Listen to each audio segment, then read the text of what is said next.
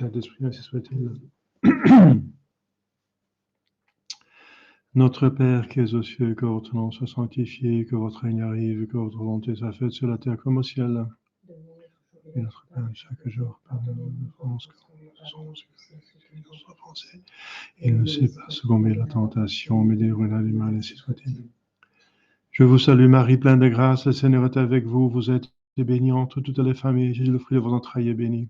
Sainte Marie, Mère de Dieu, priez pour nous pécheurs, maintenant et à l'heure de notre mort, ainsi soit-il. Saint Joseph, notre saint patron, notre saint gardien, au nom du Père et du Fils et du Saint-Esprit, ainsi soit-il. Voilà, après 3 conférences sur l'Église, où est l'Église, qui a eu beaucoup d'intérêt. Je veux dire, beaucoup de gens étaient intéressés dans ce sens. Et ils se sont posé beaucoup de questions. Voilà, j'ai mis toutes les réponses dans ce film, dans ces conférences, et aussi sur mon site. Il y a tout là. Alors, on était en train d'étudier dans le catéchisme la personne du Sauveur. D'abord, on a vu l'incarnation du Fils de Dieu. L'incarnation. Carne, ça veut dire la chair en latin, ça veut dire il s'est fait chair, ça veut dire il s'est fait homme. Le Fils de Dieu, ça veut dire la deuxième personne de la Sainte Trinité qui s'est fait homme. Parce que c'est ça la personne du Sauveur, c'est une personne divine. Une personne divine. Et on va voir ça. On a vu son humanité et sa personnalité. Alors, Jésus-Christ est le Fils de Dieu. Donc, on a vu d'abord, avant, surtout son humanité et sa personnalité divine. Et bien sûr, c'est le Fils de Dieu. Ça veut dire, ce n'est pas comme disaient les Juifs, tu es homme et tu te fais Dieu. Bien sûr, c'est un blasphème, c'est sacrilège. C'est de dire qu'une créature pourrait être ou devenir Dieu. C'est n'importe quoi. C'est une idole, n'est-ce pas? C'est prendre une créature et en faire un Dieu. Et dans ce cas-ci, c'est de prendre une personne humaine et en faire Dieu. C'est pas ça. C'est tout à fait le contraire. C'est Dieu qui s'est fait homme. Donc, Jésus-Christ est habituellement appelé le Fils unique du Père. Quoiqu'on voit aussi dans les Écritures saintes que notre Seigneur s'appelle soi-même souvent le Fils de l'homme. Et ça, j'en ai parlé plusieurs fois, pourquoi Jésus-Christ dit le Fils de l'homme. Mais je peux le répéter ici. Parce que notre Seigneur Jésus-Christ a 2 natures, et pour chaque nature, il est le Fils de l'homme. On prend la nature divine. Bien, dans la nature divine, il y a 3 personnes. Et la deuxième personne est la seule qui est Fils de l'homme, qui se fait Fils de l'homme au singulier, la Sainte Vierge Marie. Fils de l'homme. Fils d'un parent seulement. Le Père ne se fait pas homme. Le Saint-Esprit ne se fait pas homme. Donc, dans la Sainte Trinité, il se définit comme le Fils de l'homme. C'est quand dans la Sainte Trinité, on désigne le Fils de l'homme, on désigne la deuxième personne de la Sainte Trinité qui se fait homme, qui se fait Fils de l'homme, ça veut dire Fils de Marie. Et quand on prend sa nature humaine, il est encore Fils de l'homme. Ça veut dire il est défini comme le seul homme dans l'histoire du monde qui n'a qu'un seul parent, l'homme au singulier. Fils de l'homme au singulier. Donc, dans les 2 cas, dans ces 2 natures, il est spécifié. Il n'a qu'une seule personne divine qui est devenue homme, Fils de l'homme, il n'y a qu'une seule, un seul humain. Je ne dis pas une personne humaine parce que justement, il n'a pas de personnalité humaine. Donc je dis alors un individu humain. Il n'y a qu'un seul dans toute l'histoire de l'humanité qui n'a qu'un seul parent. Voilà. Un seul parent. Voilà. Adam n'avait pas de parents, Ève venait de l'homme. Enfin, il était créé par Dieu à partir de Adam, une côte d'Adam. C'est une création finalement, parce que la matière est à négliger, négligeable. C'est plutôt symbolique. Enfin, c'était un fait, mais Dieu a fait ça symboliquement. Vous savez pourquoi? Parce que il voulait montrer que la femme vient de sa côte, ça veut dire de tout près son cœur, que c'est une compagne de vie, qu'elle n'est pas au-dessus de l'homme pour la dominer, et pas, il ne vient pas de ses pieds non plus pour être dominée, elle n'est pas son esclave, elle est une compagne de vie, elle vient de tout près de son cœur. Donc c'est physique, et Dieu a créé la femme à partir de la côte d'Adam, mais c'est avec une signification, n'est-ce pas? Dieu voulait apprendre quelque chose aux hommes par cela. Non, notre Seigneur Jésus-Christ se définit, quand il dit je suis le Fils de l'homme, il se définit vraiment, c'est lui, il n'y a qu'une seule, on ne peut pas se tromper, n'est-ce pas? C'est vraiment sa spécification. Dans la Sainte Trinité, il est spécifié, et parmi les hommes, il est spécifié. Mais donc, pour nous, n'est-ce pas, nous dans les catéchismes, nous appelons plutôt Fils du Père, Fils unique du Père, parce que c'est plus honorifique. Ça lui donne plus de gloire, mais une gloire infinie, et qu'il est Dieu, n'est-ce pas? Il est Fils unique du Père. Il est vraiment la deuxième personne de la Sainte Trinité. Il est Dieu. Nous, notre Seigneur Jésus-Christ, bien sûr, on sait qu'il est homme, mais on préfère de l'appeler Dieu, n'est-ce pas? On adore notre Seigneur Jésus-Christ. C'est sa divinité qui est le plus important des deux natures. La nature humaine est plutôt un moyen pour sa nature divine. C'est un moyen pour communiquer avec nous. C'est un moyen pour prendre notre place lors du supplice, de prendre tous les punitions du péché originel sur soi, pour expier notre place, et pour bien se mettre à notre niveau, pour bien communiquer avec nous, avoir une bonne communication. Et parce qu'il nous aime, il veut être parmi nous, et en devenant quelqu'un de nous. Donc oui, ça c'est vrai. Donc, donc l'humanité de Jésus-Christ est un moyen, mais c'est un moyen pour nous amener vers sa divinité. Parce que le but de nous, c'est la divinité, c'est le ciel. Notre but, notre raison d'être, c'est le ciel. Et voilà, l'acheminement, donc l'ascenseur du ciel, c'est celui qui est en même temps homme et qui est Dieu. Il est homme, donc il a une communication avec nous, il nous apprend, il nous donne l'exemple, il explique notre place. Mais puisqu'il est Dieu, il a un mérite infini et on est directement connecté avec Dieu si on se connecte avec lui. Quand on croit en lui, on l'aime, on obéit. Jésus dit, si vous m'aimez, vous gardez mes commandements. Eh bien, on est connecté avec lui, mais directement avec la divinité parce que cette personne est divine. Donc, l'humanité, ce n'est qu'un moyen pour nous prendre d'une manière amoureuse. Hein. Vous serez des pécheurs d'hommes, mais c'est lui le premier pécheur d'hommes. Il donne l'exemple comment gagner les gens de bonne volonté pour la récolte. Ça veut dire la récolte de Dieu, c'est les greniers de Dieu, comme disent les paraboles, les parables dans l'évangile, c'est le ciel.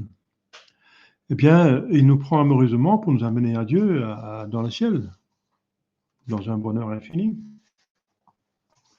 Donc, le moyen, c'est son humanité par laquelle il fait des miracles. C'est Dieu qui fait les miracles, mais par son humanité. C'est par une parole, en touchant des personnes, avec un acte de sa volonté. Hein. Je te dis, lève-toi. Je te dis, sors, il dit à Lazare. Donc, c'est par la parole, n'est-ce pas, par son corps qu'il fait le miracle, mais c'est Dieu qui fait le miracle. Donc, Jésus-Christ, c'est Dieu, n'est-ce pas, mais qui se manifeste parmi nous dans une humanité. Mais l'humanité reste un moyen.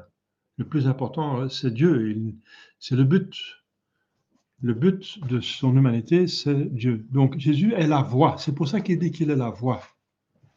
L'acheminement. Son acheminement, c'est son humanité. Et le but, c'est sa divinité. Parce qu'une fois qu'on a atteint sa divinité, on a en même temps atteint le Père et le Saint-Esprit, puisqu'ils sont un Dieu. Voilà. Donc, maintenant, vous comprenez dans quel sens notre Jésus-Christ dit « Je suis la voie, la vérité et la vie ». La vérité, parce que bien sûr, il est vérité. Il est le Fils de Dieu, c'est-à-dire le Verbe de Dieu. Le Verbe, c'est l'expression de la vérité, de Dieu. C'est l'expression de Dieu, qui est l'existant, exprime totalement Dieu. C'est pour ça qu'il est Dieu, comme son Père. Donc il est vérité. Dans ce plus profond de son âme, c'est pour ça qu'il commence à nous demander de croire, de nous connecter à la vérité. Croire, c'est accepter la vérité qu'on ne connaît pas. Donc connecter à la vérité, alors on est connecté avec lui, avec le plus profond de son âme, de son être, de sa divinité, déjà. Puisqu'il est la vérité divine. Et ce qu'il révèle, c'est une vérité divine. Ce n'est pas une science quelconque, ce n'est pas une connaissance quelconque, c'est la vérité de Dieu. Il parle de Dieu, comment est Dieu. Dans son discours au Cénacle, excuse-moi, au Cénacle, avant de mourir, il parle vraiment de sa relation avec son Père, qu'il veut communiquer à nous. Comme il a une relation avec son Père, il veut que nous ayons une communication avec lui. Il veut vraiment communiquer sa divinité, sa vie divine. Et par son humanité, voilà. C'est accessible parce qu'on le voit, les apôtres pouvaient le toucher, n'est-ce pas?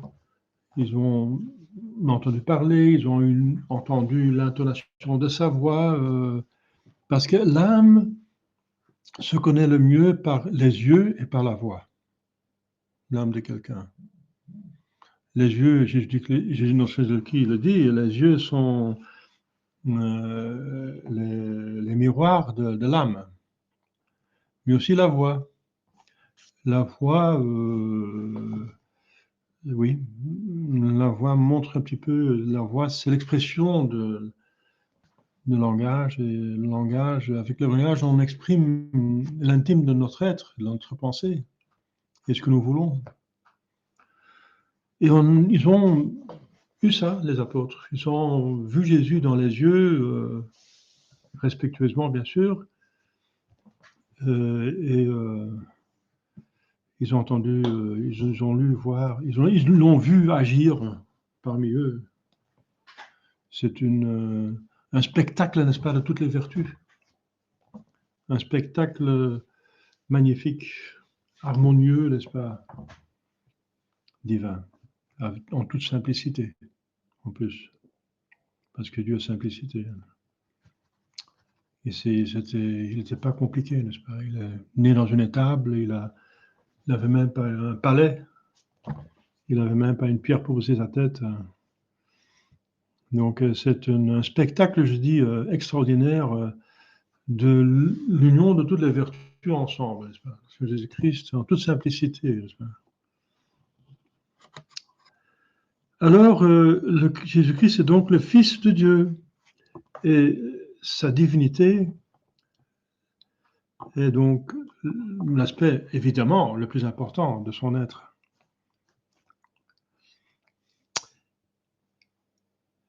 Et lui-même se donna ce nom aussi, par exemple, dans Saint Jean 3, 10, il dit qu'il est le Fils unique du Père. Donc il est la deuxième personne de la Sainte Trinité. Il dit unique parce que le Père prononce qu'une seule parole. Pourquoi? Parce que cette parole est parfaite. Tout est dit avec cette parole, tout est dit. Il ne faut pas en ajouter.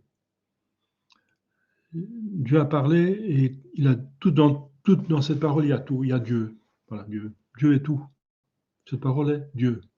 C'est l'expression de Dieu. Et cette expression de Dieu en Dieu, c'est le Fils. Donc il a un seul Fils, puisqu'il a une seule parole, puisqu'une seule parole pour tout dire. Suffit pour tout dire. Dieu. C'est bien de méditer sur la Sainte Trinité et sur Dieu, parce que Saint Thomas dit que la moindre connaissance de Dieu est beaucoup plus utile et méritoire que toutes les autres connaissances ensemble, des créatures.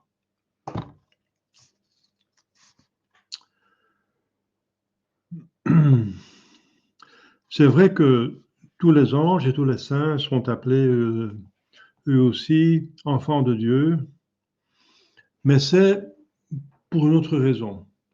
C'est parce qu'ils sont créatures. La relation entre créateur et créature, c'est un petit peu comme une paternité. Mais ils sont aussi, les anges surtout, et les saints, sont aussi fils d'une autre façon. Ça veut dire ils participent à sa vie divine par la vie surnaturelle dans la gloire. Mais ce n'est qu'une participation. Non, ce n'est qu'une participation. Ce n'est pas, et c'est par notre Seigneur Jésus-Christ, justement, que nous sommes devenus fils d'adoption. Pas les anges. Les anges, pas par l'humanité de Jésus-Christ, mais bien par sa divinité. Parce qu'ils ont été créés à l'image de Dieu. Donc, l'image de Dieu, c'est selon le Fils. Mais le Fils qui n'était pas encore devenu homme. N'est-ce pas? Et finalement, nous aussi, nous sommes créés à son image.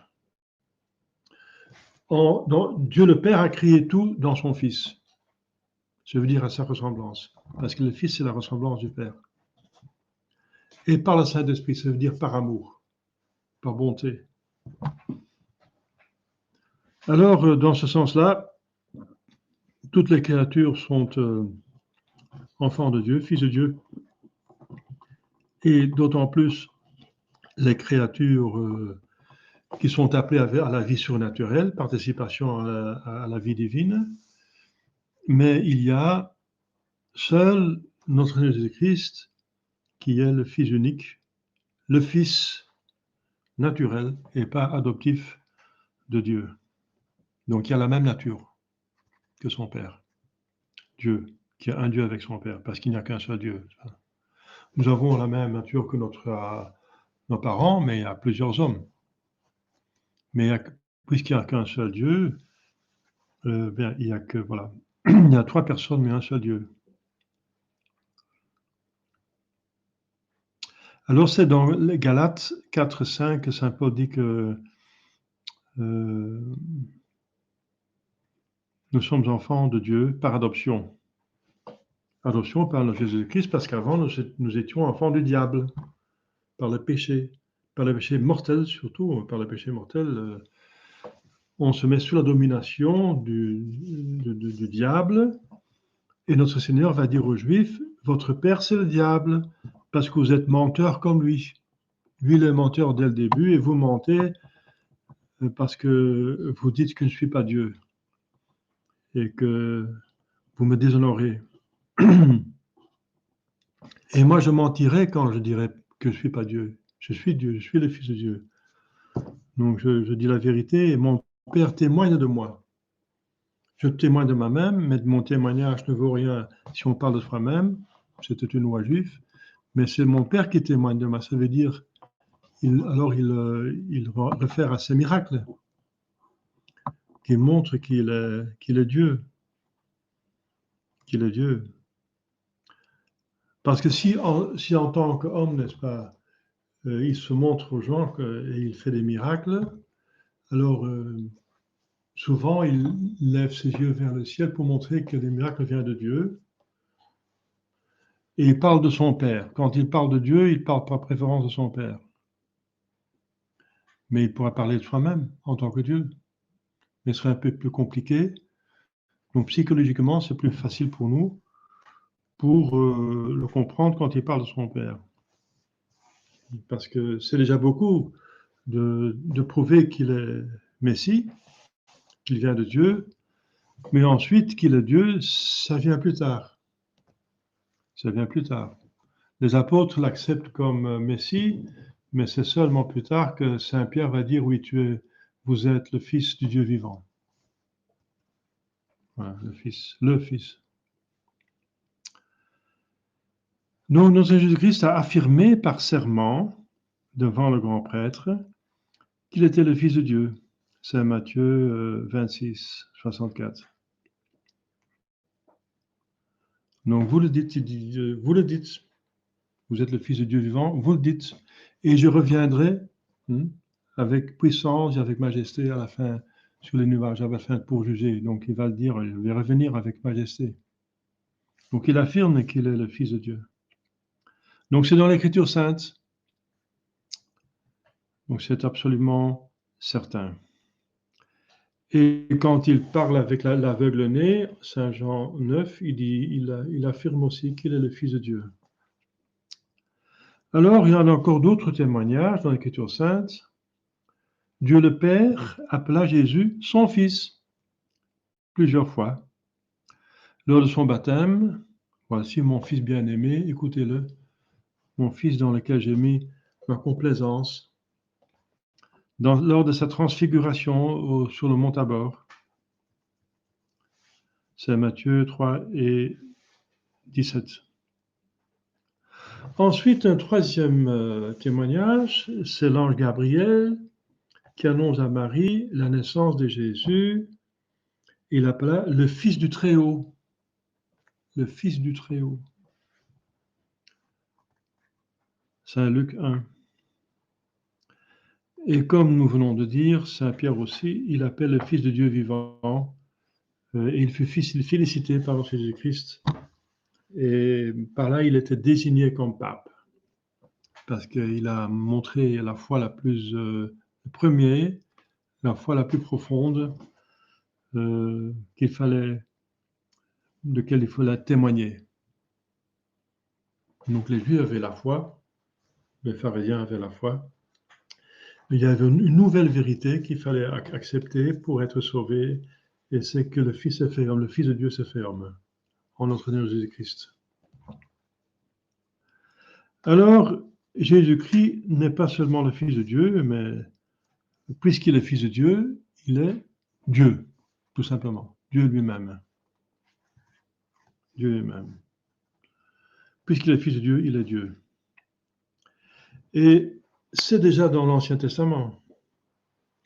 Dans Isaïe, donc le prophète Isaïe, c'est des centaines d'années avant la venue de notre Jésus-Christ. Isaïe, le prophète, le grand prophète, chapitre 35, il dit « Dieu lui-même viendra et nous sauvera. » Dieu lui-même viendra. Alors ça montre bien son humanité, puisque Dieu est partout, il ne doit pas venir en tant que Dieu. En tant que Dieu, il est partout. Donc quand il vient, c'est qu'il vient d'une certaine façon, particulière. Et c'est en tant qu'homme. Le même prophète dit que l'enfant destiné au salut du monde serait Dieu lui-même. C'est au chapitre 9e. L'enfant destiné au salut du monde serait Dieu lui-même. Alors, on voit dans l'histoire de l'Église, l'hérétique Arius, c'est un prêtre d'Alexandrie, niait la divinité du Christ. Il fut condamné au concile de Nicée, en 325. Bon, c'est une des plus grandes premières hérésies, l'arianisme. Et puisque Jésus se manifeste dans les deux natures, il dit oui, il ne peut pas être Dieu puisqu'il dit qu'il a soif. Jésus-Christ dit que son Père est plus grand que lui. Que pas ma volonté, mais que votre volonté soit faite dans le jardin des Oliviers. Donc, vous voyez bien qu'il n'est pas Dieu, parce qu'il parle de Dieu comme quelqu'un d'autre. Ah, mais Jésus, notre Seigneur Christ, a deux natures. Et il peut agir dans une nature ou dans l'autre explicitement. Bien sûr, il a toujours les deux natures, mais il peut explicitement agir dans une nature. Quand il dit j'ai soif, il a vraiment soif, mais seulement en tant qu'homme. En tant que Dieu, il n'a pas soif, bien sûr. Donc c'est ça. Et Arius ne faisait pas cette distinction. Donc il niait la divinité du Christ. Le Concile de Nicée déclara que le Christ est consubstantiel au Père et par conséquent Dieu.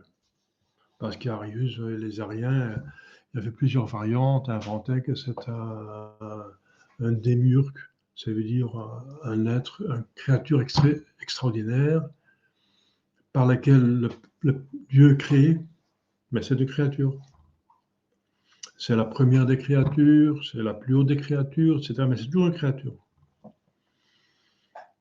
Donc les Ariens, ils voyaient bien sûr que notre Jésus-Christ était spécial, mais ils niaient qu'il est consubstantiel au Père. Ça veut dire qu'il a la même substance divine. Con, ça veut dire cum, ça veut dire avec. Cum, hein. Con, ça vient de cum.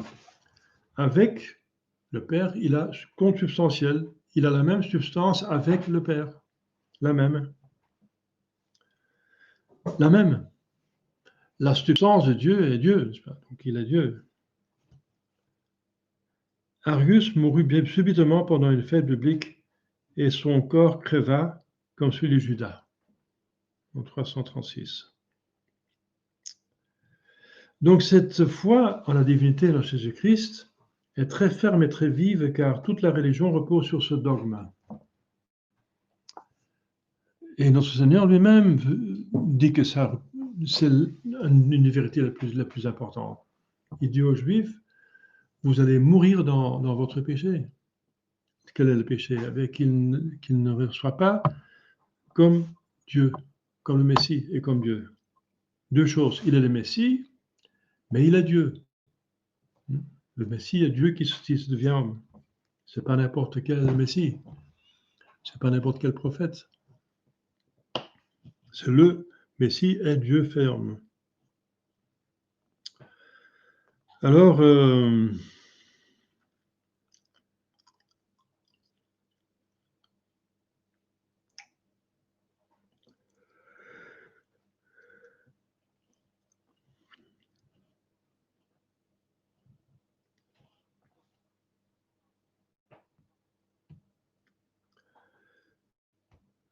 la divinité de Jésus-Christ ressort de ses propres paroles et de l'enseignement de ses apôtres.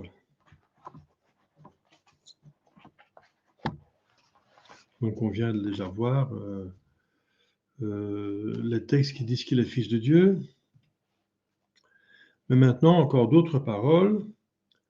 Par exemple, quand il dit à son ascension, « Toute puissance m'a été accordée au ciel et sur la terre. » Alors, si c'est vraiment toute la puissance, c'est qu'il est Dieu, parce que ce n'est pas possible de communiquer toute la puissance à une créature. Par exemple, créer, la puissance de créer, ce n'est pas communicable. Donc Dieu crée toujours personnellement. Et Dieu continue à créer, hein, bien sûr. Vous pouvez dire, oui, mais le 7e jour, il s'est reposé, il ne crée plus.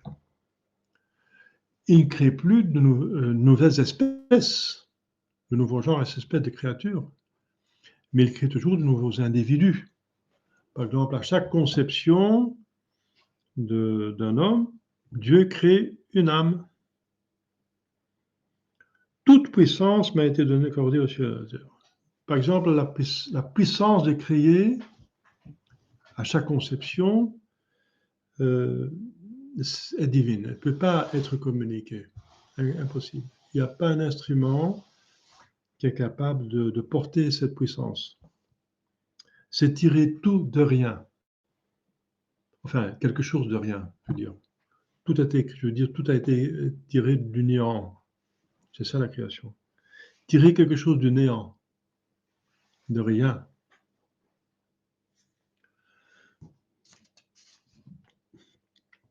Comme à la fête de la dédicace à Jérusalem, donc, la dédicace du temple de Jérusalem, il avait dit, le Père et moi, nous sommes un. Saint Jean 10. Mais c'est pas deux. Si nous sommes dans le ciel, nous sommes unis à Dieu, mais nous ne sommes pas un. Nous restons toujours des hommes. Et lui reste toujours Dieu, donc il y a quand même deux qui s'unissent. Deux peuvent vivre ensemble, en unité. On peut être à l'unisson, n'est-ce pas? Mais pas un. Si on est un, ça veut dire qu'on est la même. Donc, si Jésus-Christ dit, le Père et moi, nous sommes un, alors voilà, c'est qu'il est Dieu. Parce que les Juifs eux-mêmes regardaient ça comme un blasphème et voulaient le lapider. De plus, le Christ s'attribue les perfections et les œuvres qui ne conviennent qu'à Dieu. Par exemple, l'éternité. Père, glorifiez-moi de cette gloire que j'ai eue en vous avant que le monde fût. Le monde, c'est tout ce qui existe, toute créature. Que cette gloire que j'ai eue avant que le monde fût. Ça veut dire en tant que Dieu. C'est à sa résurrection, il aura cette gloire. Parce que la résurrection, c'est la preuve qu'il est Dieu. Parce qu'il est ressuscité soi-même. Donc il a eu cette gloire qu'il a demandé, devant les apôtres, il demande à Dieu, à la Sainte Trinité, donc aussi à soi-même, mais il parle par préférence de son Père, glorifiez-moi de cette gloire que j'ai eue avant. Ça convient seulement à Dieu. Ou bien, je suis. Il ne dit même pas j'étais, il dit je suis. Comme Dieu dit à Moïse, je suis qui suis. Il est éternellement dans le présent, il est en dehors du temps. Il est en dehors du temps. Donc, il est, tout simplement, il est tout à la fois en même temps. Donc, il est en dehors du temps, disons. C'est pour ça qu'il dit, Dieu, quand il parle soi-même, il dit je suis.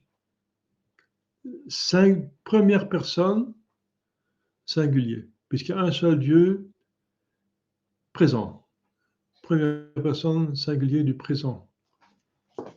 Parce qu'il est en acte, c'est pas qu'il était maintenant plus ou qu'il sera, non, il est. Et en dehors du temps, il est toujours. Donc, je suis avant qu'Abraham fût. Donc, Abraham, il fut, c'est le passé. Et il fut avant Abraham. Mais il dit j'étais. Il ne dit pas j'étais avant qu'Abraham fût. Non, je suis. C'est fort, n'est-ce pas? Alors, donc, il fait référence à Jéhovah, à Yahvé. Yahvé, ça veut dire je suis qui suis, ça veut dire justement je suis qui suis, Yahvé. YHWH, c'est l'abréviation en hébreu de je suis qui suis. C'était le nom de Yahvé, le vrai Dieu. Parce que Moïse dit comment appelez-vous? Je suis qui suis. Et je suis qui suis en hébreu, c'est Yahvé. Alors, donc, voilà. C'est clair qu'il dit qu'il est Dieu, là. Le pouvoir de remettre les péchés revient seulement à Dieu. Je l'ai expliqué plusieurs fois. Pourquoi? Parce que si on pêche contre quelqu'un, c'est seulement cette personne contre laquelle on a péché, laquelle on a offensé, qui peut remettre les péchés. Il ne faut pas frapper quelqu'un et demander pardon à quelqu'un d'autre. C'est ridicule.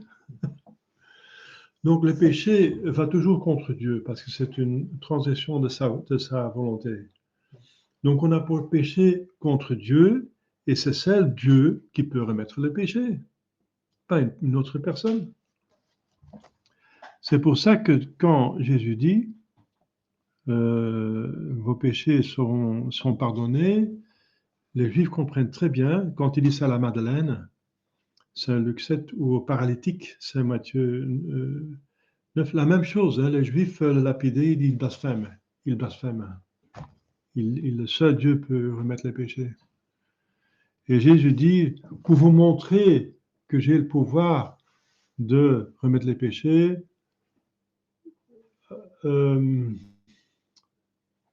levez-vous et portez votre lit et partez à la maison. Voilà.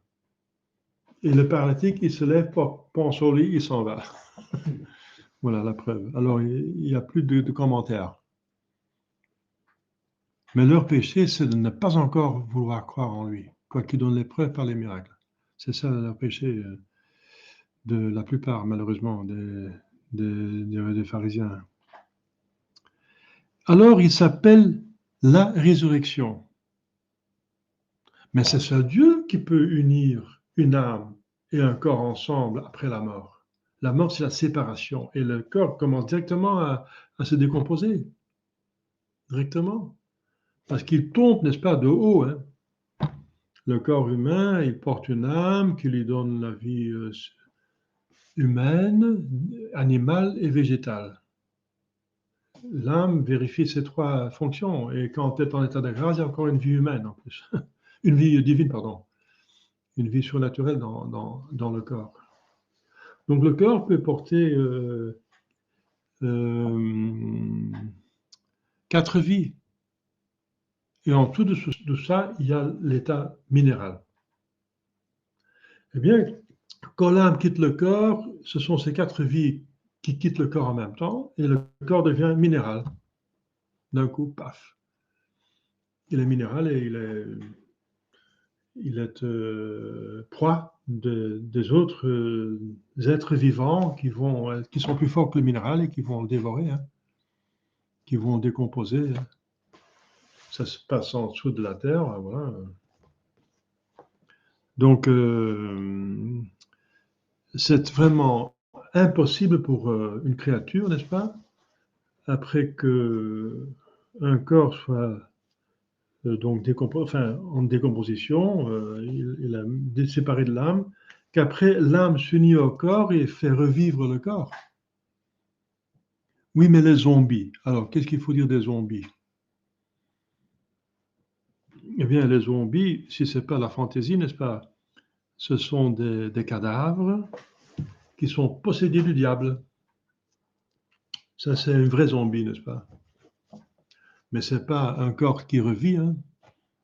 C'est pas un corps, c'est un diable qui fait bouger, comme nous pouvons aussi faire bouger un cadavre. Hein. On peut le faire bouger comme une poupée en manipulant, n'est-ce pas? C'est pas mettre une âme dedans, parce que le corps continue à se décomposer, même s'il est possédé par un diable. Le corps continue, parce qu'il n'y a pas d'âme dedans. C'est seulement un diable qui le fait bouger. Donc, le diable peut essayer d'imiter, n'est-ce pas, des choses de manière ridicule, mais c'est toujours, c'est mal fait. Donc, seul Dieu peut, comme il peut seulement créer une âme et peut causer la vie, n'est-ce pas? Parce que, bien sûr, vous pouvez dire, oui, mais in vitro, dans le laboratoire, on fait des enfants, des embryons. Oh oui, bien sûr, vous faites des embryons, mais vous ne mettez pas une âme dedans. Si le bon Dieu refuse de mettre une âme dedans, ce serait un singe humain. Si le bon Dieu veut mettre bien une âme dedans, alors il commencera à parler, à réfléchir, ce serait un homme. Mais c'est à Dieu de décider, c'est pas vous qui le faites. Vous faites l'embryon, ça veut dire vous unissez deux éléments corporels, n'est-ce pas, humains, n'est-ce pas, de la mère et du père. Vous l'une dans le laboratoire, c'est scandaleux, parce que ça ne se fait pas dans un laboratoire normalement. Et c'est au bon Dieu de décider s'il veut bien y infuser une âme. Ça vient, c'est pas vous. Donc, c'est vraiment une activité divine, n'est-ce pas, de la résurrection. Alors, il se nomme le juge de l'univers. eh bien tout le monde sait que seul Dieu va nous juger. Nous avons tous à rendre compte de nos actes. Ça, c'est très profond dans tout homme. Dans tout homme, c'est très profond que Dieu existe. Saint Paul le dit, tout le monde peut savoir que Dieu existe. C'est le premier chapitre romain. Tout le monde, s'y réfléchit, peut savoir que les choses existent qu'on perçoit avec ses sens, ses 5 sens. Les 5 sens montrent l'existence des choses. Notre intelligence, l'essence des choses, ce que c'est.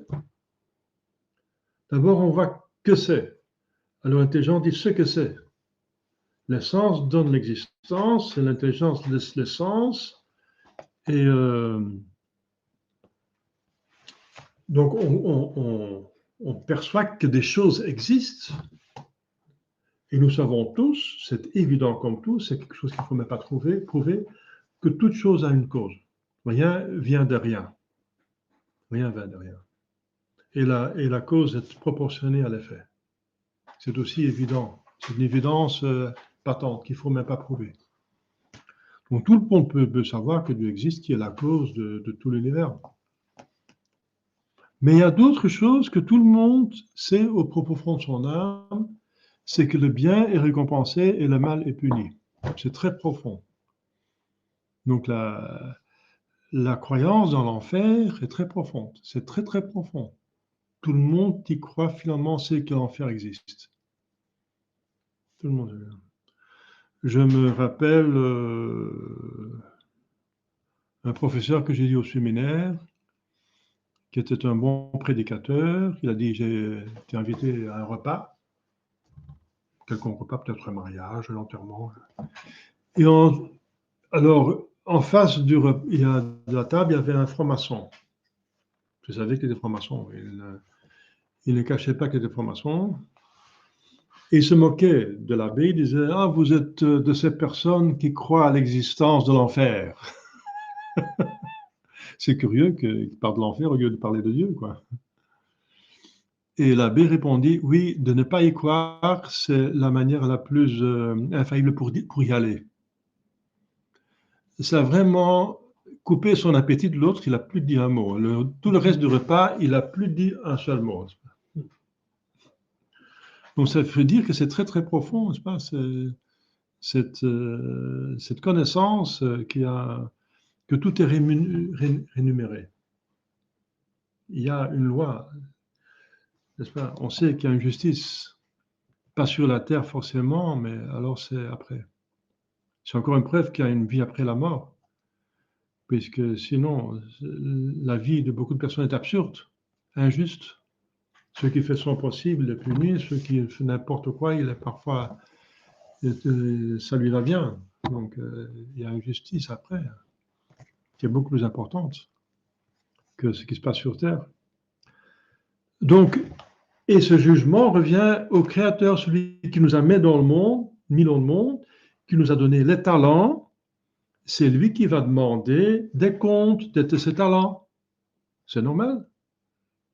C'est celui qui a donné les talents qui peut demander les comptes, pas un autre. Donc le jugement, n'est-ce pas, dernier, vraiment, le tout dernier, les comptes finaux que nous aurons à rendre, ce sera à Dieu. Donc si Jésus-Christ dit, je suis le juge de l'univers, je viendrai juger, c'est qu'il est Dieu. Voilà. Qu'il est l'auteur de toute vie. Alors, ça c'est quelque chose que l'homme ne peut pas inventer, la vie, n'est-ce pas? Peuvent faire beaucoup de choses dans les fabriques, peuvent faire des êtres apparemment, qui ont une vie apparente, des choses automatiques, ça va automatique. Parce que la définition de vie, c'est ce qui se bouge par soi-même. Eh bien, si c'est quelque chose automatique, c'est justement ça bouge par soi-même, automatique.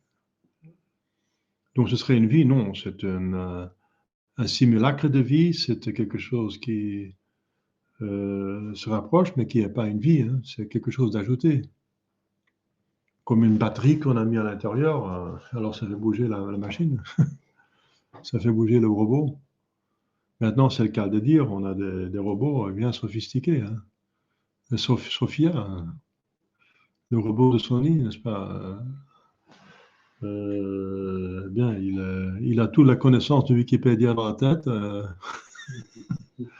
Et il raisonne. Elle, c'est elle, son visage est féminin, n'est-ce pas? Et le robot s'appelle Sophia. Bien, on lui pose des questions, il répond très intelligemment, hein, donc c'est admirable, hein, c'est étonnant. Mais tout le monde sait que voilà, elle ne vit pas. Quand la batterie est plate, il faut la remonter, il faut la brancher au réseau. Hein. Donc, ce n'est pas vraiment une vie qui est dedans. Donc, la vie vient de Dieu, l'auteur de toute vie. Des anges, des hommes, des animaux, des plantes. Et ça, notre Seigneur le dit dans Jean 11, quand il dit, si quelqu'un garde ma parole, il ne mourra jamais. Si quelqu'un garde ma parole, il ne mourra jamais. Donc Saint Jean 8. Les apôtres ont cru fermement et ont hautement confessé la divinité de notre Seigneur Jésus-Christ. Ils sont morts pour cela. Saint Thomas, en le voyant ressusciter, s'écria « Mon Seigneur et mon Dieu ». C'est l'Écriture sainte. Saint Augustin dit de Saint Thomas l'apôtre, il voyait l'humanité et il confessa sa divinité. Toute la plénitude de la divinité, écrit Saint Paul aux Colossiens, chapitre 2, habite en lui corporellement. Toute la plénitude de la divinité. Ce n'est pas comme nous une participation à Dieu, hein. Mais c'est toute la plénitude. Donc c'est dire deux fois la même chose. Tout est plein. Tout, c'est déjà tout, et plein, c'est plein. Donc c'est dire deux fois, c'est insister, quoi. Toute la plénitude, la divinité habite en lui. Corporellement, oui, dans un corps et une âme humaine.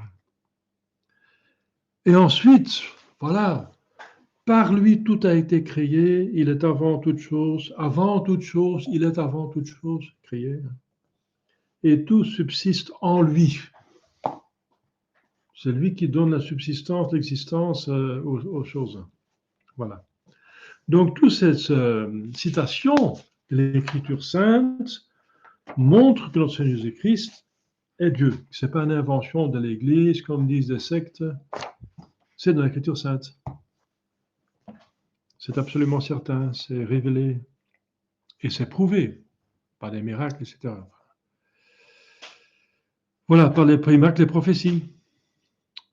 Le grand nombre des miracles si variés que notre Jésus-Christ a opérés en son propre nom prouve encore sa toute-puissance. En son propre nom. Ces miracles peuvent se diviser en 5 classes. Premièrement, les miracles de la nature inanimée, le changement de l'eau en du vin, hein, par une seule, même pas par une parole. Il dit remplissez ces urnes avec, ces cruches avec de l'eau. Voilà. Il n'a même pas touché, il n'a rien dit. Par un acte de sa volonté. La multiplication des pains, il l'a fait plusieurs fois. L'apaisement de la tempête, une énorme tempête très dangereuse, et tout d'un coup, il n'y a plus rien à voir, c'est comme un miroir. La surface de lac de Génézareth. La marche sur les eaux, et qui fait marcher aussi Saint-Pierre sur les eaux, etc. Deuxième classe, la guérison des malades. Et ça touche beaucoup plus les hommes, parce qu'il n'y a pas plus grand trésor corporel, matériel, sensible que la santé. Parce que si on n'a pas la santé, on ne peut pas jouir de tout le reste qui est sensible. Tout le reste. Donc tout passe par la santé. Donc c'est la santé, c'est le plus important au niveau physique, donc naturel, je veux dire visible, sensible, matériel. Les aveugles, les muets, les lépreux, les paralytiques. Troisième classe de miracle, c'est encore plus fort que la guérison des morts, c'est la résurrection de la guérison des malades, c'est la résurrection des morts. La fille de Jaïr dans sa maison, le fils de la veuve de Naïm au port de la ville, Lazare dans son tombeau. Quatrièmement, l'expulsion des démons. Mais il faut voir, il a tout le monde qui se présentait, et même par ses disciples, il donne le pouvoir à ses disciples de guérir les personnes et de chasser les démons. Les 70 disciples, c'était les prêtres. Il avait 12 apôtres et 70 disciples. Donc il y avait des évêques et des prêtres qu'il formait. Mais ils reçoivent tous le pouvoir de guérir les malades et d'expulser les démons. Tous les démons. Et s'ils n'arrivent pas, c'est Jésus-Christ qui va le faire. Il va dire oui, mais pour ce démon, il faut jeûner. Pour l'expulser, il faut jeûner en plus. Donc, chez les possédés, très nombreux à son époque. Et ça revient maintenant. Hein. On a chassé entre Jésus-Christ de la société et les démons reviennent, et les possédés reviennent. Il faut voir dans les instituts psychiatriques, beaucoup de personnes sont possédées du diable, ne sont pas malades sont possédés. Mais puisque les psychiatres ne croient pas en Dieu ni en démons, ils donnent des médicaments pour les calmer et les assoupir le reste de leur vie. Hein.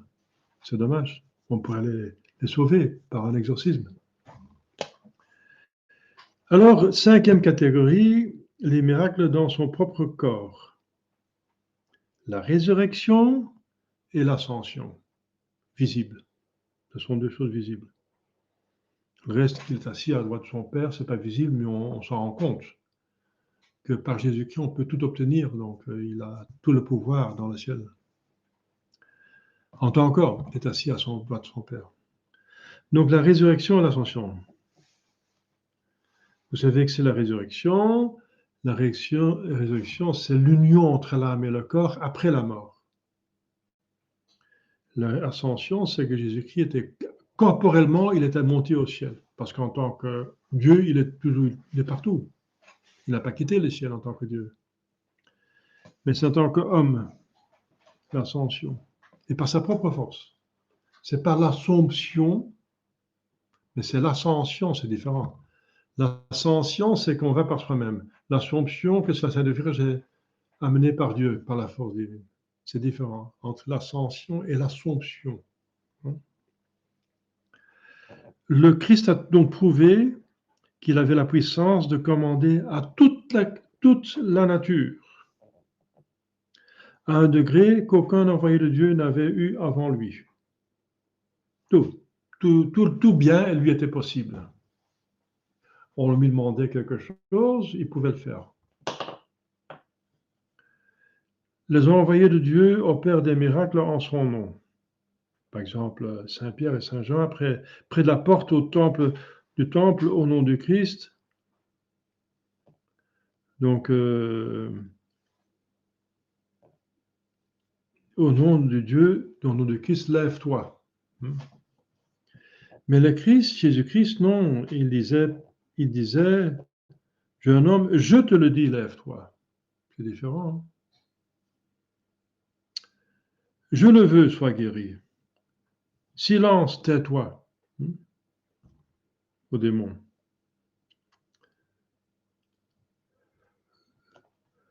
Donc, si notre Seigneur Jésus-Christ prie d'abord son Père, dans quelques cas, pas dans tous les cas, hein. Par exemple, le lac de Cana, il ne prie pas d'abord son Père.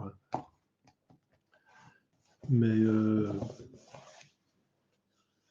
Dans plusieurs cas, il les faisait pour montrer que tout bien vient de Dieu, n'est-ce pas? Et quand il parle soi-même sans demander à Dieu, c'est pour prouver qu'il est Dieu lui-même. Voilà. Donc, et aussi, quand Jésus-Christ prie d'abord son Père dans certains lieux, c'est pour écarter de lui le soupçon d'être un instrument du prince des démons, le diable. Parce qu'ils vont aller si loin de lui dire que c'est pas le diable que tu fais ces prodiges. Mais non, parce que on connaît l'arbre à ses fruits, ce sont des bons fruits. Et deuxièmement, ce sont des choses qu'un diable ne peut pas faire, comme résister des morts. Et troisièmement, voilà, il appelle son père.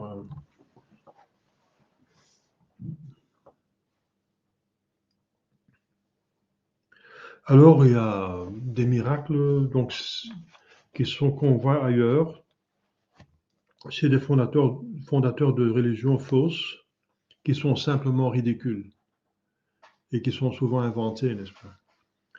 Bouddha doit avoir été à cheval sur un rayon du soleil.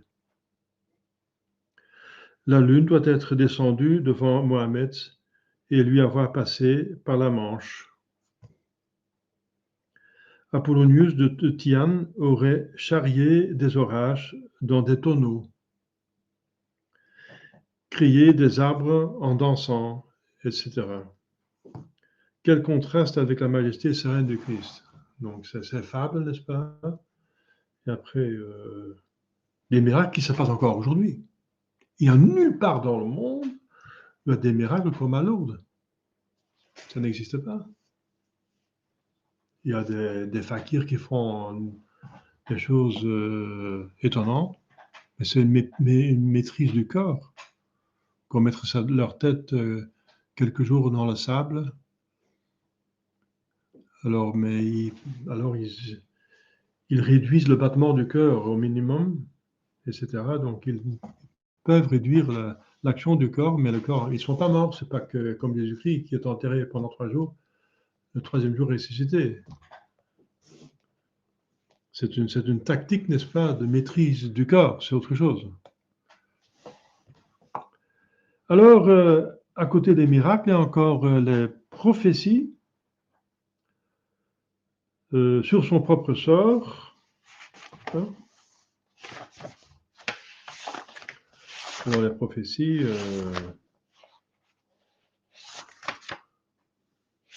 on les a vues. Hein? Les prophéties, on les a vues.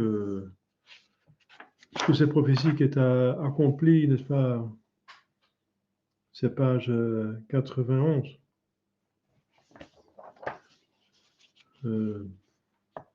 Autour d'une centaine de prophéties, n'est-ce pas? Qui ont été faites parfois des milliers d'années avant sa venue. Et sur des choses qui dépendent de la volonté libre, comme la trahison de Judas. Donc des prophéties sur son propre sort que Jésus-Christ va faire lui-même. Donc on a avant vu les prophéties qu'il accomplit, maintenant c'est les prophéties qu'il fait soi-même. Par exemple, la trahison de Judas, le reniement de Saint-Pierre, enfin de Pierre parce qu'il n'était pas saint quand il régnait, le reniement de Pierre, la mort de Saint-Jean et de Saint-Pierre, que Saint-Jean allait mourir beaucoup plus tard que Saint-Pierre, que Saint-Pierre va mourir en captivité, la destruction de Jérusalem, sur lesquelles il a pleuré plusieurs fois, les destinées du peuple juif, donc pleurez sur vous et sur vos enfants. Hein? Il dit aux femmes de Jérusalem, quand ils portent la croix entre la deuxième et la troisième chute sous la croix, il console encore les femmes de Jérusalem qui veulent le consoler, mais dit oui, d'accord, c'est bon que vous me voulez consoler, mais il y a des choses pour vous préoccuper qui sont beaucoup plus importantes. Moi, je me sauve. Mais vous et vos enfants, convertissez-vous, sinon ça va être très grave pour vous. Hein. Je vous avertis, hein. Faites quelque chose, n'est-ce pas? Convertissez-vous, n'est-ce pas? Et c'est vrai que ça va être très très pénible, cette destruction de Jérusalem. Les destinées du peuple et de l'Église sont une preuve de son omniscience. Donc Jésus-Christ prédit qu'il mourrait à Jérusalem. Saint Luc 3. Il va être livré, etc. Et qu'il serait flagellé, crucifié par les païens et qu'il serait livré par les chefs des Juifs, mais qu'il ressusciterait après 3 jours. Saint Matthieu 20. À la dernière scène, il annonça que Jésus le trahirait. Saint Jean 13. Que Pierre le renierait avant que le coq eût chanté 3 fois. Matthieu 26. Après sa résurrection, il prédit à Saint Pierre qu'il serait crucifié, à Jean qu'il mourrait de mort naturelle. Après son entrée solennelle à Jérusalem, Saint Luc 19, et dans son discours au Mont des Oliviers, sur le jugement dernier, il annonça qu'après une génération, Jérusalem sera assiégée, entourée de tranchées et complètement détruite. Que ce siège serait accompagné d'horreurs comme il y en a eu, comme il n'y en aura jamais. Le Christ savait aussi que les Juifs seraient dispersés sur toute la terre, Luc 21. C'est la soi-disant diaspora. Hein. Le Juif errant, vous connaissez ce livre, le Juif errant. Que son Église s'étendrait rapidement parmi tous les peuples, Saint Jean 10, Saint Matthieu 13. Et c'est comme un grain de sénévé qui va devenir le plus grand des plantes, n'est-ce pas? Des arbustes. Malgré les violentes persécutions contre ses apôtres, Saint Jean 16. La divinité de Jésus-Christ est prouvée par l'élévation de sa doctrine et la sublimité de son caractère. Donc la sainteté de sa doctrine et de sa vie. Sa doctrine l'emporte sur celle de tous les sages et diffère profondément des doctrines des autres religions. Les autres religions ont même pris du christianisme. Par exemple, qu'il faut faire aux autres ce qu'on souhaite qu'on fasse à nous-mêmes, ça a été appris par beaucoup d'autres religions, n'est-ce pas? Ils ont trouvé ça, c'est notre Jésus-Christ. Et la doctrine de Jésus-Christ répond à tous les besoins du cœur humain et convient à tous les états, à tous les âges, à tous les sexes, à toutes les nations. Des millions d'hommes y ont trouvé la perfection du bonheur, la consolation dans la vie et dans la mort. Les grands philosophes, Saint Justin, Saint Augustin, ont trouvé qu'on ait la paix de cœur après laquelle ils soupiraient. La doctrine chrétienne a jeté une lumière éclatante sur l'origine et la fin dernière de l'humanité, que personne ne savait avant. Elle recommande les vertus les plus sublimes, qui étaient inconnues. L'humilité était inconnue, c'était considéré comme une faiblesse. La douceur, c'était considéré comme une faiblesse. Non, c'est une vertu même. Très difficile pour quelqu'un qui a un caractère fort. Quelqu'un qui a beaucoup d'énergie, pour rester doux, c'est pas facile. Il faut une force, n'est-ce pas? La patience, l'amour des ennemis, c'était inconnu. L'amour du prochain comme soi-même, c'est inconnu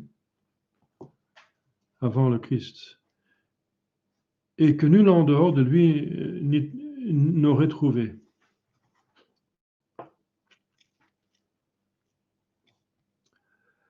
La raison, dit Kant, c'est un philosophe allemand, même si c'est pas le meilleur, mais là, il dit vrai, ne connaîtrait pas encore les lois générales de la morale si le christianisme les avait enseignées. La doctrine de Christ est, malgré sa sublimité, très simple, très claire. Elle a été enseignée avec une autorité telle que Le peuple, en entendant le Christ, était stupéfait de la force de sa langue. En plus, il était accompagné de sa grâce, de ses mérites. Quand il parlait, il y avait une prière par derrière pour que les gens comprennent, au moins de bonne volonté. Il est impossible, dit Strauss, c'est un théologien, quoique protestant, rationaliste, il est impossible à n'importe quelle époque de l'emporter sur Jésus au point de vue religieux. La Révolution française a voulu inventer une nouvelle religion. Plusieurs fois, ils ont voulu inventer une nouvelle religion. La réponse est, eh bien voilà, laisse-toi martyriser et tuer, et le troisième jour ressuscite et les gens croiront en vous. Voilà. Voilà. Donc c'est impossible. Bouddha n'est pas ressuscité, Mohamed non plus, n'est-ce pas? La religion chrétienne ne contient pas le moindre point qui contredise la raison. Ça, par contre, dans l'islam, il y a des choses absurdes, n'est-ce pas? Absurdes. J'ai découvert un petit exemple. J'allais manger chez les personnes qui étaient propriétaires de la maison à Alost. La dame, quand elle était encore vivante, elle m'invitait le mercredi. Et alors, elle aimait beaucoup les choses brocantes, n'est-ce pas, des brocanteries, des petites choses d'antiquaire. Alors, elle me montrait un petit tableau, très beau, n'est-ce pas? Je dis, oui, mais ça, madame, ça c'est un tableau musulman. Comment? Oh oui, vous voyez la forme des bâtiments, etc. C'est typique la forme musulmane avec le tulban, on dit ça, le tulban, sur la tête. Donc, vous voyez que c'est... Alors, il y avait plusieurs tableaux. Le premier tableau, c'est que quelqu'un est par terre et qu'il y a un ange qui est au-dessus de lui. La deuxième, c'est que on voit qu'il voit quelque chose. La troisième, c'est qu'il est en train de se bagarrer. La troisième, on voit avec des femmes. Eh bien, je suis allé chercher. Eh bien, c'est une histoire de Mohamed. Je dis, madame, ça c'est très rare, parce que normalement, dans l'islam, la plupart des islamistes défendent de faire des images de Mohamed et des hommes. Mais il y a une petite secte qui l'accepte. Donc, ça c'est très rare, c'est votre affaire. Et j'ai trouvé ce que c'est, n'est-ce pas? C'est une légende, c'est dans la tradition, que Mohamed était fatigué. Donc, c'est là, il est par terre. Et l'ange, c'est que l'ange Gabriel qui vient le soulager. Et quand il boit, c'est que l'ange Gabriel lui donne du café à boire. Et après, quand on va bagarrer, c'est qu'il a tué 70 des ennemis. Quand il a bu du café, il a tué 70 ennemis. Quand il va avec les femmes, il a violenté 70 vierges. Voilà. C'est ça l'histoire de Mohamed. Donc, c'est ridicule, n'est-ce pas, les histoires comme ça. Alors, il y en a un qui en a profité pour faire la publicité du café, n'est-ce pas? Donc, il y a une société qui vend du café, qui a pris cette histoire, pour faire la publicité pour le café. Donc, c'est absolument absurde, ridicule, ça répugne à la vertu même. Ça répugne à la vertu parce qu'on ne tue pas comme ça et on ne fait pas l'autre chose comme ça, n'est-ce pas? C'est n'importe quoi. Donc, c'est pas possible, n'est-ce pas? Après quelques tasses de café, que ça peut changer. Donc, c'est absolument ridicule, n'est-ce pas? Ça n'a rien à voir avec cette profondeur, cette noblesse qu'on voit avec notre Jésus-Christ. On reconnaît toujours le diable, n'est-ce pas, quelque part, parce que c'est ridicule. Le diable fait des choses ridicules et grotesques. Voilà. Donc, il n'y a aucune autre religion où on trouve ces miracles et ces prophéties. Aucune. Aucune. Faites tout le tour. Allez chercher partout. Ça n'existe pas, même chez les protestants. Oui, chez les protestants, c'est encore différent parce que parfois ils appellent encore Jésus-Christ. Voilà. Et ça, c'est possible. Parce que Jésus-Christ, justement, s'ils ont de bonnes intentions et ils appellent Jésus-Christ, il peut faire quelque chose. C'est ça, voilà. Mais pas de tels miracles comme dans le christianisme, mais pas autant. Hein. C'est exceptionnel si chez les protestants il y a quelque chose. Il y a aussi des choses ridicules chez les protestants. Par exemple, il y a des protestants qui sont on l'appelle des serpentistes, quelque chose dans ce sens. Parce qu'ils sont surtout intrigués par ce texte dans l'Écriture sainte qui dit « Vous prendrez des serpents, ils vous mordront et ça ne vous fera rien. » Ah, c'est l'Écriture sainte, il faut y croire, il faut y croire. Et dans leur réunion, c'est leur activité préférée, le dimanche, n'est-ce pas? Souvent, ils viennent ensemble, ils ont élevé des serpents vémineux, et alors celui qui est devant, là, le pasteur, n'est-ce pas? Le dominé, n'est-ce pas? Le chef, là, le premier, là, celui qui dirige, n'est-ce pas, l'affaire, l'assemblée, eh bien, avec beaucoup de prières et de patati et patata, il met sa main dans ces serpents et commence à les embêter. Voilà, voilà.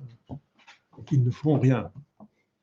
Jusqu'à ce que le serpent en a marre et il mord, et puis il y a plusieurs personnes qui sont mortes comme ça. Ah, il a douté, il n'avait pas vraiment la foi à 100%, il a douté, c'est pour ça qu'il est mort. Donc c'est ridicule, n'est-ce pas? C'est ridicule. C'est ridiculiser l'Écriture sainte. Et c'est le magistère qui explique l'Écriture sainte. C'est que si par hasard vous êtes mordu par un serpent, que ça ne vous fait rien, si bon Dieu veut que vous devez encore vivre comme ça, c'est Saint Paul qui vient de survivre à un naufrage, qui est à la rive, il est mordu par un serpent, il allume un feu, et il y avait un serpent sous la pierre qui sort par la chaleur, et qu'il est mordu par un serpent. Et les gens disent, ah, vous voyez, c'est certainement un grand pécheur, parce qu'il vient d'être sauvé d'un naufrage, mais le bon Dieu ne laisse pas vivre, parce qu'il le fait mourir maintenant sur la côte ici. Mais Saint Paul ne mourrait pas. Il ne mourrait pas. Donc voilà, c'est un exemple qu'on sera mordu par des serpents et ça ne nous fera rien, qu'on boit du venin et ça ne nous fera rien. C'est quand le bon Dieu veut que vous continuez à vivre pour prêcher l'évangile, pour faire ce que vous devez faire. Alors il ne permet pas que vous aurez des dégâts, des nuisances de cela, n'est-ce pas? C'est ça l'explication du texte. Et c'est évident, c'est du bon sens. Mais ça, c'est du non-sens, n'est-ce pas? Allez voir sur Internet, hein, enfin, il ne faut pas perdre du temps avec des bêtises, mais il y a des sectes protestants qui s'amusent aux États-Unis, hein, qui s'amusent avec ça, n'est-ce pas? Donc, quelle différence avec la religion, la vraie religion catholique? Quelle sainteté, quelle sénérité, quelle hauteur, quelle vue sur le ciel, finalement, sur Dieu même.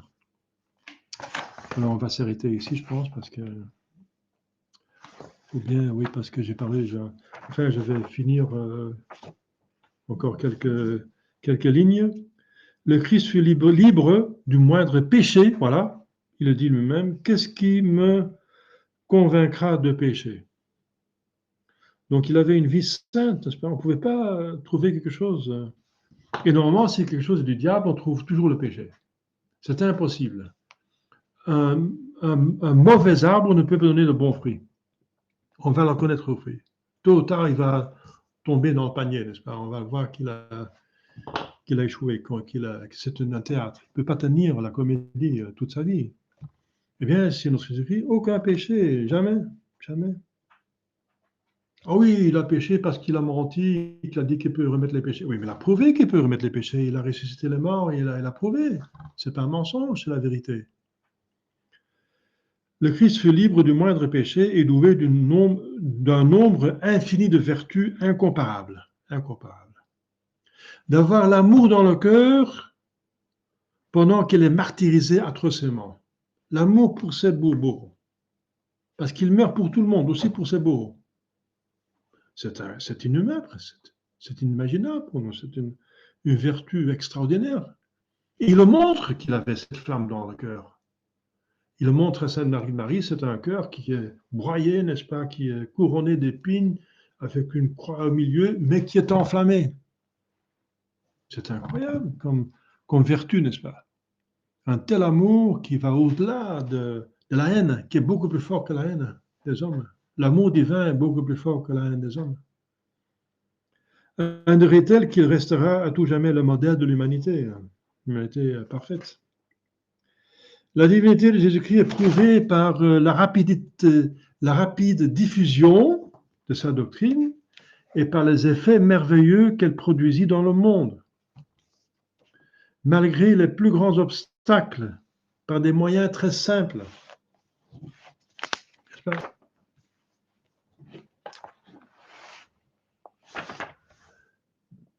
Les obstacles du côté des païens étaient les lois romaines qui punissaient de mort ou d'exil le mépris de leur idole. Donc, devenir chrétien, c'est un abonnement presque au martyr. Comment répondre? C'est pas très populaire. Parce que si on veut faire passer quelque chose, il faut que ce soit attrayant, n'est-ce pas? D'être martyrisé, c'est parce que c'est pas attrayant, n'est-ce pas, pour la nature humaine. C'est plutôt ce qui est le pire qui peut nous arriver, le pire. Et quand même, comment est-ce possible? Les calomnies répandues contre les chrétiens qu'on accusait d'athéisme, oui, l'athéisme envers les idoles, d'anthropophagie, oui, parce qu'on mange le corps du Christ dans leur sacrifice, des crimes affreux de toutes sortes qu'on rendait responsables de tous les malheurs publics, de la peste, de la guerre, des inondations suscitées par la colère de Dieu, l'incendie de Rome. Hein, Néron va dire que c'est les chrétiens qui ont fait ça. Et c'est lui qui l'avait fait. Les persécutions cruelles auxquelles les chrétiens furent en but à la suite des calomnies pendant 300 ans. 300 ans. L'Église venait de naître, et à partir de Néron, il y a une persécution pendant 300 ans. Et comment c'est cette époque-là que l'Église va s'épandre tellement que 313, il y a des 2000 ans que l'Église est libre. Il y a tellement beaucoup de chrétiens que voilà, même l'empereur devait devenir chrétien. 300 ans de persécution sanglante, et quand même, l'Église a envahi tout l'Empire romain. C'est incroyable. C'est incroyable. On compte en effet 10 grandes persécutions jusqu'à l'idée de tolérance de Constantin le Grand. Le christianisme rencontra encore d'autres obstacles. La doctrine d'un supplicié. Allez, vous prêchez un juif mort à la croix, crucifié comme un esclave, n'est-ce pas, criminel par les Romains. Voilà, les Romains sont les plus forts, ce sont eux qui l'ont crucifié. Donc Rome est plus fort. C'est une folie pour les païens, dit saint Paul lui-même, n'est-ce pas? De plus, il était enseigné par des juifs que les Romains méprisaient profondément. En outre, cette doctrine exige le renoncement, la générosité, toutes ces vertus très difficiles et odieuses à des païens sensuels et égoïstes. On voulait profiter le plus possible, avoir le plus de jouissance possible, alors il faut renoncer, il faut ceci, c'est ça, mais enfin, vous êtes casse-pieds là. Vertu pénible, n'est-ce pas? Même à des hommes relativement bien disposés. C'est pénible, c'est pas pénitence. Si vous ne faites pas pénitence, vous mourrez tous. Pénitence est pénible, le mot le dit, n'est-ce pas? Les Juifs étaient peut-être encore plus difficiles à gagner, car ils attendaient un empire messianique avec une gloire terrestre, comme toujours ils l'attendent. Les Lubavitch viennent de dire à Nathanaïu, eh bien, mais faites quelque chose pour la venue du Messie, hein? Faites quelque chose, hein? Faites quelque chose en Ukraine, là, et il faut faire, oui, je promets, oui, on s'occupe, oui, mais vous ne faites pas assez. Faites encore, oui, vous ne faites pas assez, parce que les Lubavitch sont très puissants. c'est des Hassidim, n'est-ce pas, des Juifs Hassidim, c'est la branche avec les Hassidim, une des plus puissantes. Et Netanyahou, qu'il est réélu, il va demander, j'ai besoin de votre support et apport public donc pour ma politique et personnelle. Oui, dit Louis, oui, c'est très bien, mais il faut faire quelque chose pour la venue du Messie. Il est toujours pas venu, n'est-ce pas? Il faut faire quelque chose pour accélérer sa venue. Oui, dit Netanyahou, oui, on est en train on s'en occupe. Donc toujours, n'est-ce pas, il pense après 2000 ans, il pense toujours à faire un autre Messie, n'est-ce pas? Incroyable. Alors, les moyens qui servirent à la diffusion du christianisme sur 12 simples pécheurs, enfin 11 pour commencer, parce qu'il y en a un qui s'était pendu déjà. Simples pêcheurs de poissons, c'est pas... Ça, c'est pas vraiment quelque chose qui est en rapport avec la religion directement, quand même, le poisson, n'est-ce pas? Alors, c'est pas une école de théologie, quand même, n'est-ce pas? Le bateau des pêcheurs, c'est publicain ou publicain ignorant. Comme Matthieu, c'était un publicain, n'est-ce pas? Il était intéressé par l'argent, n'est-ce pas? La monnaie, comment obtenir la monnaie des gens par les impôts et puis mettre beaucoup dans sa propre poche. Qui sans éloquence, j'avais jamais fait une école d'éloquence, sans flatterie, sans secours de la part des grands, même contre les grands, convertir le monde. Le monde. Sans doute, ils opéraient des miracles, ça c'est vrai. Une doctrine, mais la même chose comme faisait Christ. Une doctrine sublime, n'est-ce pas, avec une vie exemplaire, avec des miracles, bien sûr. Et ensuite, les gens sentaient quelque chose. Ils sentaient, quand ils étaient de bonne volonté, il y avait une consolation à l'intérieur. Ils étaient appelés intérieurement à suivre le Christ, après les prédications des apôtres. Mais la diffusion de l'évangile sans miracle aurait été le plus grand miracle, dit saint Augustin. Cette diffusion fut merveilleusement rapide. Le jour de la Pentecôte, 3000 convertis, un jour. 3000 se firent baptisés, 2000 autres après les miracles au portique du temple. Donc un paralytique qui est guéri par au nom de Jésus. Et 100 ans après, la religion de Christ était si répandue dans tout l'Empire romain que Pline le Jeune, gouverneur de Bithynie, signalait à Trajan la désertion des temples, de leurs temples païens, dans les villes et les villages est énorme parce qu'il y avait partout des chrétiens. Vers 150, Saint Justin écrivait « Il n'y a pas de nation où l'on ne prie pas le Père céleste au nom du crucifié ». Gamaliel avait donc eu raison de dire au Sanhédrin « Si cette œuvre est humaine, elle tombera d'elle-même. Si elle est divine, vous ne pouvez pas la détruire. » Actes des Apôtres 5. Donc pour finir, le christianisme fit disparaître l'idolâtrie avec ses horribles coutumes et introduisit chez les peuples la vraie civilisation. Horribles coutumes, eh bien, des sacrifices humains. Hein. Et tous les excès sexuels, n'est-ce pas? Et ça revient maintenant. Quand on refuse Jésus-Christ, ça revient. Ça revient. Les sacrifices humains, vous savez ça, Mel Gibson m'a dit qu'en Hollywood, on boit le sang des enfants, n'est-ce pas? Donc, c'est des choses horribles qui reviennent. Et c'est le christianisme que nous avons délivré.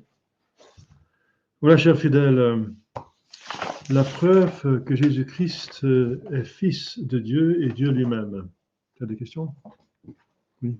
Monsieur l'abbé, comment on peut comprendre que Saint-Pierre, qui a reçu son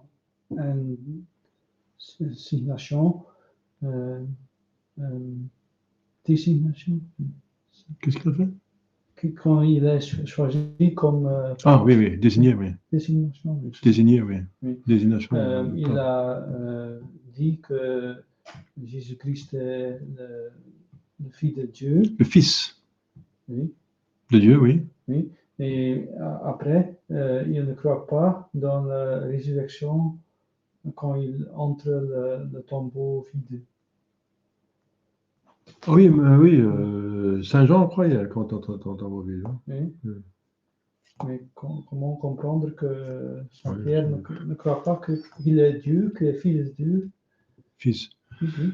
Donc, oui, comment ça se fait que Saint Pierre croit que Jésus-Christ est fils de Dieu, donc Dieu, et que après sa mort, il ne croit pas qu'il est ressuscité, même quand il va tomber. Je ne sais pas si on dit que Saint Jean entra et il croyait, Saint Jean. Ah, oui, c'est ça. Et probablement Saint Pierre aussi. Mais je veux dire, avant, là, il ne croyait pas. Oui. Ça, c'est très difficile. Hein. Ça, c'est entrer dans la psychologie de quelqu'un d'autre. Ça, je ne peux pas vous dire ça. Ça, c'est une question que je ne peux pas répondre. Comment ça se fait que les gens pêchent? Je ne sais pas. On ne peut même pas les juger. On ne sait pas de quelle façon il est péché ou pas. On ne peut pas juger les autres. Ne jugez pas, ne condamnez pas. Bien sûr, on peut constater qu'il a fait des péchés mortels. Ne pas croire. C'est une hérésie, n'est-ce pas? Ne boire pas Jésus, c'est hérétique. Et c'est grave. Mais je ne sais pas. La psychologie, non, c'est une question que je ne peux pas répondre. Parce que Il faut être Dieu pour entrer dans les âmes des autres personnes. Hein. Et on sera seulement au jugement dernier.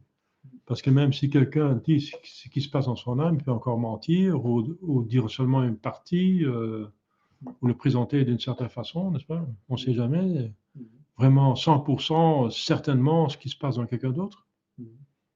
On peut savoir de soi-même, mais pas d'un autre. Non, excusez-moi, ça c'est une question qui je ne peux pas répondre. Je ne peux pas dans les deux sens. Je ne peux pas parce que ce n'est pas permis, parce que je ne juge pas, et je ne peux pas parce que je n'ai pas la possibilité non plus de savoir ce qui se passe dans quelqu'un. Je ne sais pas. Pourquoi là il est bien et là il est mauvais, je ne sais pas. Pourquoi Adam a péché? C'est incroyable pourquoi Adam a péché. Il savait tout. Il n'avait pas de triple concupiscence. Pourquoi ils ont péché? Pourquoi le diable a péché? Il savait encore plus qu'Adam. C'est l'être le plus intelligent qui savait tout de Dieu. Il connaissait toute la théologie. Et il savait que personne n'était comme Dieu. Puis Dieu, s'il le savait, pourquoi il a péché? Ça, c'est une psychologie.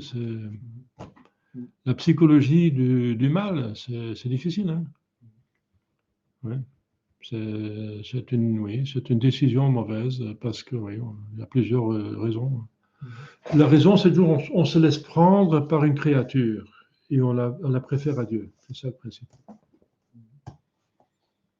Alors, bien sûr, le cas de Saint-Pierre, on va chez les disciples d'Emmaüs, ils étaient émotionnés, ils étaient déçus, ils étaient étonnés, ils étaient traumatisés par la véhémence de la passion. Si vous voyez le film de Mel Gibson, c'est pas exagéré parce qu'on voit que c'est vrai si on voit le Saint-Suaire de Turin et l'Évangile.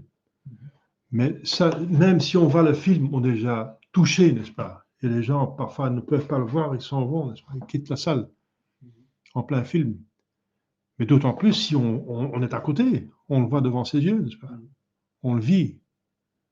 De quelqu'un qu'on a vécu avec 3 ans, comme quelqu'un de merveilleux, n'est-ce pas? De tout puissant, n'est-ce pas? Qui avait tous les pouvoirs et qui a promis qu'il serait ministre, premier ministre, qui régnait avec lui dans son royaume, qui a dit qu'il vient établir un royaume, qui est prophétisé pendant 2000 ans, n'est-ce pas? Ou même 4000 ans. Elle écrasera la tête, donc c'est déjà dès le début que c'était promis qu'il sera le plus fort. Donc je pense que si je peux dire quelque chose, c'est psychologiquement que c'est un traumatisme qu'ils ont et qu'ils ont été groggy, knock-out d'une certaine façon, n'est-ce pas? C'est pour ça que je dis qu'il prier, parce que pour la nature, ça va être très très dur. Il faut des grâces. Prier pour ne pas tomber en tentation. Mais il ne fait pas, il s'endort. Voilà, c'est ça sa faute. Sa faute, c'est de ne pas avoir prié. Il n'a pas prié. Jésus a dit priez pour ne pas tomber en tentation. Il n'a pas prié. Oh, on n'a pas besoin, on va mourir avec vous. Le traumatisme est tellement grand et fort qu'ils n'ont pas supporté ça avec leurs propres moyens naturels. et qu'ils n'avaient pas assez de grâce parce qu'il n'a pas assez prié. Ça peut aller dans ce sens-là, mais je ne sais pas. Hein. Je sais pas. Ça peut aller dans ce sens-là. Mais c'est pour tout péché mystérieux. Pourquoi l'homme pêche? C'est ridicule de pécher. C'est absolument absurde. On fait mal à soi-même. C'est du masochisme. On ne touche pas Dieu, Dieu est intouchable. Alors on se touche soi-même. Tout péché, du sadisme, on est cruauté incroyable contre soi-même. On s'envoie soi-même en enfer par sa propre faute. Bon Dieu, là, avec toutes ses grâces pour nous aider pour aller au ciel, et nous, non, moi, non.